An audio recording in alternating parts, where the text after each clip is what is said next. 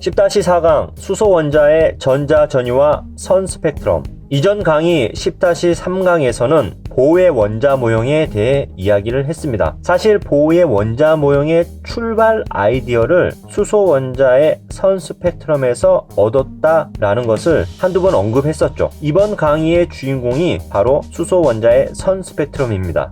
아주 중요합니다. 수능에서 이제껏 매년 한 문제씩은 할당된 개념이라고 보시면 됩니다. 선 스펙트럼이 얻어지려면 전자전위가 일어나야 합니다. 전자전위는 전자가 에너지를 흡수하거나 방출해야 가능한 것이고요. 결국 선 스펙트럼이란 것이 전자전위가 일어날 때 흡수 혹은 방출된 빛 에너지가 표현된 것입니다. 오늘은 스펙트럼에서 나오는 이 선들의 위치와 선들 사이의 간격, 가시광선 영역이라면 색깔까지 어떻게 결정되는지를 지난 시간에 배운 에너지 준위 그래프를 이용해서 알아보도록 하겠습니다. 여기서 멈추지 않고 주요 선 스펙트럼에 대해서는 각각의 선들이 갖는 에너지 값까지 계산할 거예요. 시작하기도 전에 뭔가 복잡해질 것 같은 기분이 듭니다. 조금 염려되는 게 쓸데없이 조잡한 계산들을 늘어놓아 강의는 산만해지고 이런 것까지 해야 하나요? 라는 생각을 갖는 분들도 있을 것 같아요. 분명 직접적으로 구해라 하는 문제는 나오지 않습니다. 하지만 문제에서 요구하는 이해의 정도가 이만큼일 때, 내 머릿속에 갖고 있는 정보의 양이 이만큼이면 해결이 됩니다. 하지만 이만큼 갖고 있다면 훨씬 더 여유가 생기죠. 시간이 들더라도 차분히 자신의 손으로 한 번쯤은 정리해 놓을 필요가 있는 파트입니다. 시작하겠습니다. 우리가 가장 쉽게 볼 수 있는 수소의 선 스펙트럼입니다. 검은 바탕에 선들이 보이니까 방출 스펙트럼이고요. 화학 문제에서는 선들의 위치, 그러니까 선들에 대한 정보를 표현할 때 보통 파장으로 주어집니다. 일반적인 경우 X축을 그냥 파장, 람다라고 생각하셔도 되겠습니다. 단위는 나노미터고요. 물론 파장이 아닌 경우도 있습니다. 진동수나 다른 방식을 쓰는 경우도 있긴 해요. 여기선 오른쪽 위치로 갈수록 파장이 긴 스펙트럼이란 말이죠. 이 선을 파장 1, 여기 선을 파장 2라고 한다면 람다 1보다 람다 2가 파장이 더 길 테고, 에너지는 파장과 반비례 관계이니까 이렇게 되겠죠. 진동수도 왼쪽이 더 크겠고요. 그리고 이 선들의 파장은 가시광선 영역이기 때문에 각 선들의 색깔도 위치에 따라 다릅니다. 눈에 보이는 가시광선 영역의 빛은 대충 400에서 800 나노미터 정도로 생각하시면 됩니다. 그러면 파장이 400 나노미터보다 짧은, 그리고 800 나노미터보다 긴 영역은 자외선과 적외선 영역이 시작되겠지요. 사실 이 수치는 정확한 값이 무엇이다 라고 콕 집어서 이야기할 수는 없습니다. 책마다 조금씩 다르게 제시할 거예요. 그러니 제일 기억하기 쉽게 저는 이렇게 제시했고, 이 정도 수치로 외우시면 공부하시는데 전혀 지장이 없습니다. 여기서 질문, 수소의 선 스펙트럼은 이게 전부일까요? 여기에는, 그리고 이 부분에는 스펙트럼이 없을까요? 아닙니다. 스펙트럼은 존재합니다. 가시광선이 아니니 눈에 안 보일 뿐이지요. 자외선과 적외선을 포함한 수소의 선 스펙트럼은 다음과 같습니다. 이 그림에 400에서 800 나노미터 영역을 찾아 표시해 보면 대략 이 정도? 우리가 보아왔던 스펙트럼을 가져와서 같이 비교해 보면 이 부분에 해당하는 선들이고, 1대1로 대응시켜 보면 여기 4개의 선들을 찾을 수 있죠. 여기에 있는 선들이 가시광선 영역의 스펙트럼이 되겠네요. 오해하지 말아야 할 것은 여기 가시광선 이외의 선들은 색이 없어요. 붉은색이 아니라는 말이에요. 여기는 어쩔 수 없이 이렇게 표현한 것이고요. 자, 그러면 수소의 선 스펙트럼을 한 걸음 물러나 살펴볼게요. 뭔가 특징들이 보이나요? 규칙성이라든지. 충분한 학습 이전에 이 그림을 던져준다면 당연히 눈에 띄는 규칙성을 찾긴 힘들 거예요. 하지만 우리가 400에서 800 나노미터 영역을 구분했던 것을 토대로 본다면 이 스펙트럼은 크게 세 그룹으로 나누어지는 것을 찾을 수도 있습니다. 이 부분이 가시광선 영역이니 자연스럽게 여기는 자외선 영역, 여기는 적외선 영역이 되겠습니다. 각각의 그룹을 분리해서 살펴보면 규칙성이 보일 거예요. 찾았나요? 각각 정도는 다르지만 선들이 뭔가 뭉쳐 있다가 오른쪽으로 갈수록 점점 간격이 멀어지고 있어요. 여기도 크게 확대해서 본다면 동일한 양상으로 보일 것이고요. 수소의 선 스펙트럼에서 이러한 규칙성이 나타나는 이유는 뭘까요? 그런데 이런 선들의 양상은 어디선가 본 것 같은 느낌이 들지 않나요? 저번 시간에 이야기했던 에너지 준위 그래프. 에너지 준위가 커질수록 점점 선들의 간격이 좁아지다가 끝내 겹쳐지는 듯하다. 뭔가 닮았죠? 스펙트럼에서도 에너지가 높은 쪽으로 갈수록 X축이 파장이었으니 파장과 에너지는 반비례, 왼쪽으로 갈수록 에너지가 높아집니다. 다시 에너지가 높을수록 간격이 좁아지다가 겹쳐지는 듯하다. 분명 뭔가 연관성이 있는 것 같은 느낌이 확 들죠. 그러면 본격적으로 수소 원자 에너지 준위 그래프를 이용해서 가능한 전자 전위들을 모두 찾아보고 각각의 전자 전위마다 스펙트럼 선이 어느 위치에 나타날지 알아보겠습니다. 수소 원자의 에너지 준위표입니다. Y축은 에너지 값이 되겠고 아래에서부터 주양자수, 껍질수가 N이 1, 2, 3, 4, 5, 6 그리고 땡땡땡 가장 높은 에너지 준위는 N이 무한대일 때 각각의 전자 껍질에 해당하는 에너지 준위까지 함께 옆에 적어볼게요. 에너지 준위는 마이너스 N의 제곱분의 K를 쓰겠습니다. 여기에 주양자수를 대입해서 계산해보면 이 1은 마이너스 K, 이 2는 마이너스 4분의 K, 마이너스 9분의 K, 마이너스 16분의 K, 마이너스 25분의 K, 마이너스 36분의 K. 무한대일 때는 0. 자, 이제 봅시다. 이 안에서 일어날 수 있는 가장 큰 에너지를 방출하는 전자 전위는 뭘까요? 가장 에너지 차이가 크려면 가장 높은 에너지 준위에서 가장 낮은 에너지 준위로 떨어지면 되겠죠. 이렇게요. 이걸 1번 전자 전위로 표기할게요. 1번 N이 무한대에서 1로 떨어지면 에너지는 0에서 마이너스 K로 가는 것이고 방출되는 에너지 값은 이 두 에너지 값의 차이 값이니 큰 값에서 작은 값을 빼보면 알겠죠. K가 나오네요.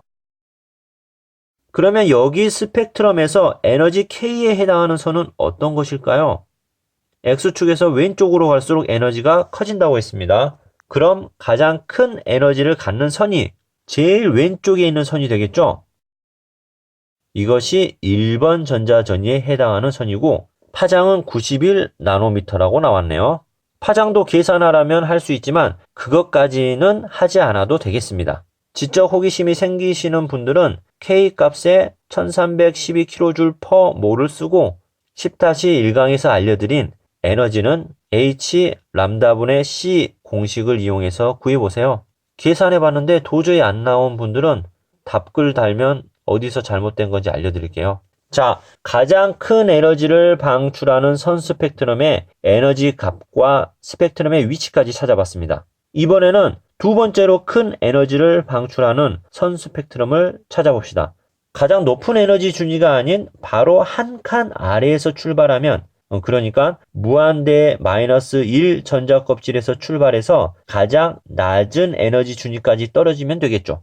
하지만 이론상 무한대 껍질과 N이 6인 껍질 사이에도 무수히 많은 전자 껍질들이 있습니다. 모두 표현하기 어렵기 때문에 편의상 무한대 껍질 바로 아래 단계 껍질을 N이 6인 껍질로 가정하고 설명하겠습니다. 이건 2번 전자전이. 2번 전자전이는 방출 에너지를 계산하지 않고 비교만 할게요. 1번 전자전이와 비교해서 에너지 값이 크게 차이가 날까요? 선의 길이가 1번보다 아주 조금 짧아졌죠? 1번보다 살짝 에너지가 작은 값이 방출됩니다. 스펙트럼에서 보면 1번 전자전이보다 에너지가 작아야 하니 오른쪽 위치일 테고 아주 조금 작아야 하니 바로 옆에 거의 붙어 있는 선이 되겠죠. 그림에서는 거의 붙어 있어서 구분하기조차 어렵네요. 이번엔 2번 전자전이 다음으로 큰 에너지를 방출하는 전자전이를 찾아봅시다. 2번 전자전이보다 한 칸 더 아래에서 출발해서 1번 껍질까지 떨어지면 되겠죠? 이것을 3번 전자전이. 계속해서 출발하는 전자 껍질의 위치를 한 칸씩 내려주면 에너지가 조금씩 작은 전자전이를 찾을 수 있게 됩니다. 4번, 5번, 6번 전자전이. 스펙트럼에서도 나타나는 선들이 조금씩 오른쪽에 표현되겠죠. 여기서 하나 짚고 넘어갈 내용이 1번과 2번 전자전이는 에너지 값이 거의 차이가 안 난다고 했어요. 스펙트럼 상에도 거의 겹칩니다. 그런데 3번, 4번, 5번으로 갈수록 에너지 차이가 점점 커지겠죠. 그 말의 의미는 스펙트럼에서도 점점 간격이 멀어진다는 말이 됩니다. 간격이 곧 에너지 차이를 의미하니까요. 이 부분을 확대해 본다면 이런 느낌이겠죠. 1번, 2번, 3번, 4번. 왜 이런 양상이 나타날까요? 그 이유는 에너지 준위 값의 특성상 아래로 내려갈수록 점점 간격이 넓어집니다. 따라서 출발 지점의 에너지 준위 값이 여기에서 한 칸은 거의 차이를 못 느끼지만 아래쪽인 여기에서 한 칸은 의미가 다르죠. 상당히 큰 차이를 느낍니다. 6번 전자전이는 의미가 있는 값이니 계산해 볼게요. 2번 전자껍질에서 1번 전자껍질로 전이가 되겠고 에너지는 마이너스 4분의 K에서 마이너스 K. 방출되는 에너지는 여기서 이 값을 빼주면 4분의 3K가 나오네요. 여기까지 규칙성 있게 출발 지점의 위치를 한 칸씩 바꿔가면서 마지막까지 왔습니다. 그럼 6번 전자전이 다음으로 큰 에너지를 방출하는 전자전이는 어떻게 될까요? 이제는 도착 지점을 바꿀 수밖에 없죠. 무한대 껍질에서 2번 껍질로 떨어지는 전자전이가 6번 전자전이 다음으로 큰 에너지를 방출하겠네요. 이것을 7번 전자전이라고 하고 에너지 값을 계산해 봅시다. n이 무한대에서 2, 에너지는 0에서 마이너스 4분의 k. 방출되는 에너지는 빼주면 4분의 k.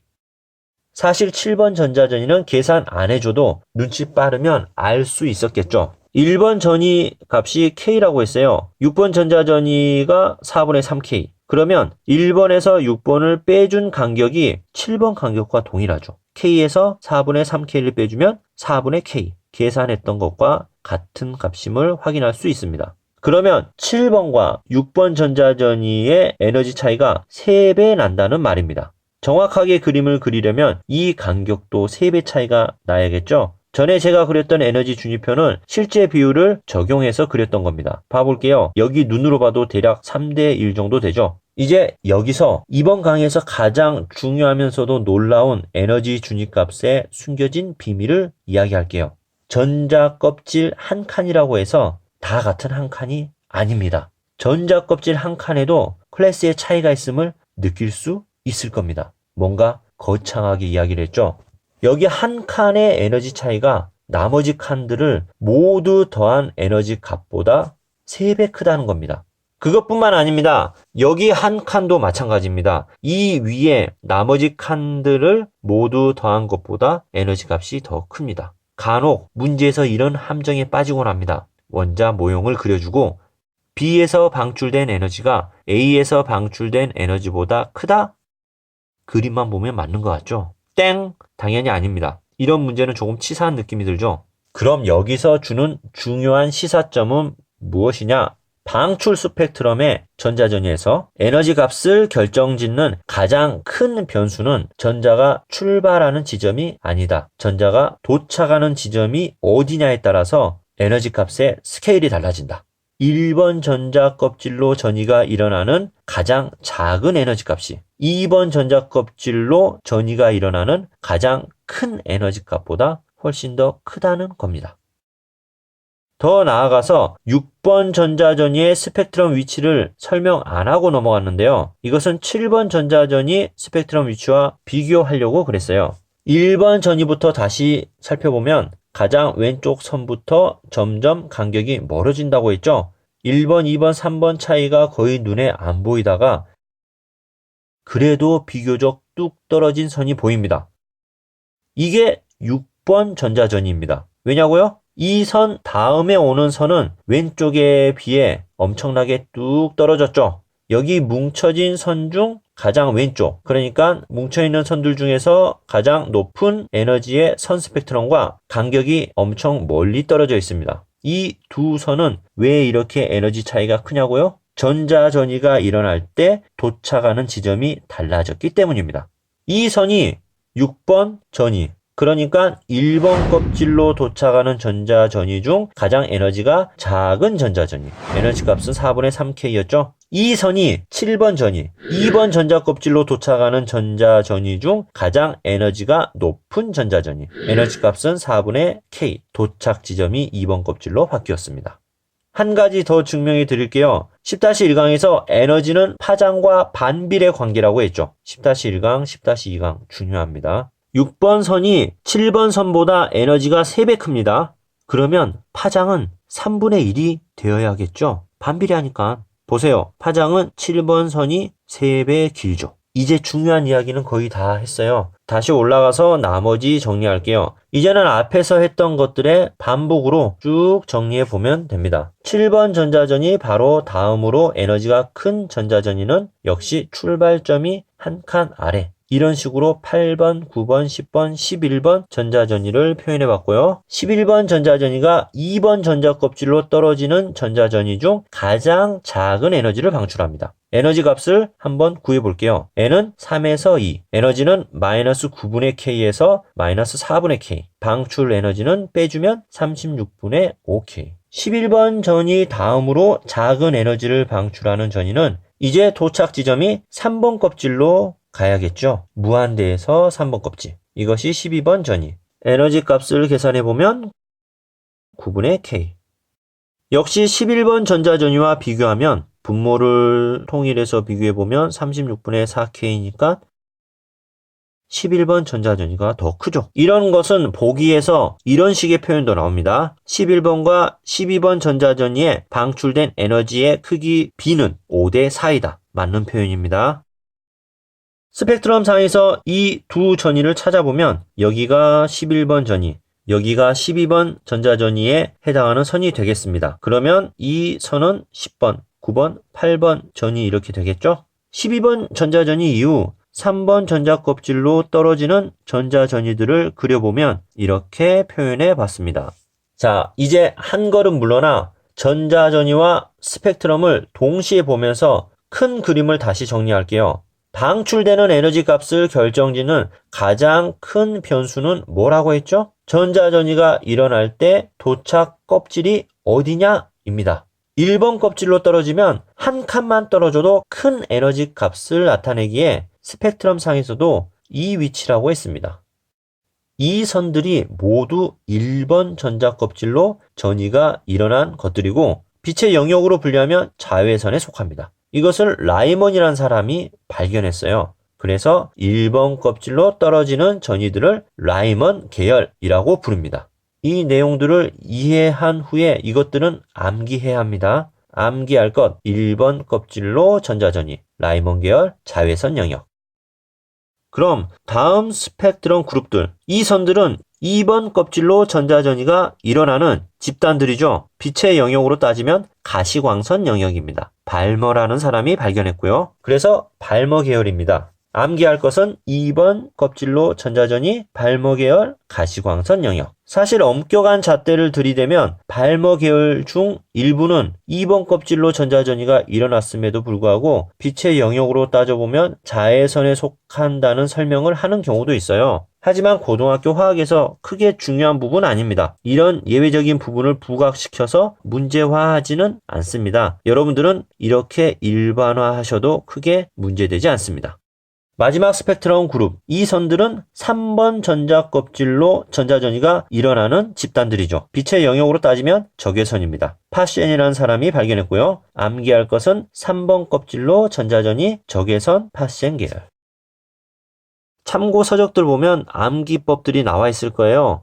자라가 가발을 쓰고 파전을 먹었네 이런 것들이 있는데 제가 생각할 때는 이런 암기법을 안 쓰더라도 정확한 이해가 되어 있다면 사람 이름만 빼고 개념들은 충분히 기억해 낼 수 있을 거라 생각합니다. 자, 그러면 여기에서 가장 중요한 계열은 무엇일까요? 당연히 눈에 보이는 발머 계열입니다. 시험에 가장 많이 나오는 것도 발머 계열이고요. 가장 많이 보이는 스펙트럼도 가시광선 영역입니다. 중요한 만큼 발머 계열은 따로 떼어내어서 보충 특강으로 10-5강에서 문제 푸는 데 도움이 되는 부분을 한 번 더 정리하겠습니다.